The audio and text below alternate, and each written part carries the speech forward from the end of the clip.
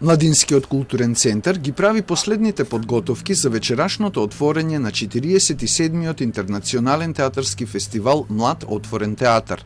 Но средствата кои МОД ги доби годинава од Министерството за култура и од град Скопје се за 60% пократки од претходните години и изнесуваат вкупно 56.000 евра.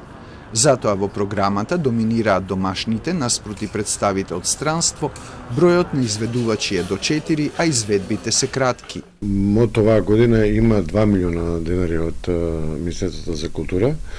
Минатата година и предминатите години било од 4 па нагоре, ме биле во тренинг просек од 4 до 6 милиони. А од град Скопје оваа година имаме 1,5 милиона, а имавме 3. 60% крадење на буџет е веќе буџет за друг фестивал. Дополнителен удар на фестивалот предизвикала економската криза со порастот на цените за хотелско сместување, транспорт на сценографија и авиобилети кои скокнале 2 до 3 пати од пред пандемијата. Во тие околности невозможно е да се донесат големи светски театарски продукции како Остер Маеровиот Галеб во 2016-та, зашто тие чинат колку што е годинашниот буџет на МОД, вели Арсов. Јас се плашам дека ние веќе ќе изгубиме таков фестивал кај што ќе може да погледнеме во овој град такви продукции.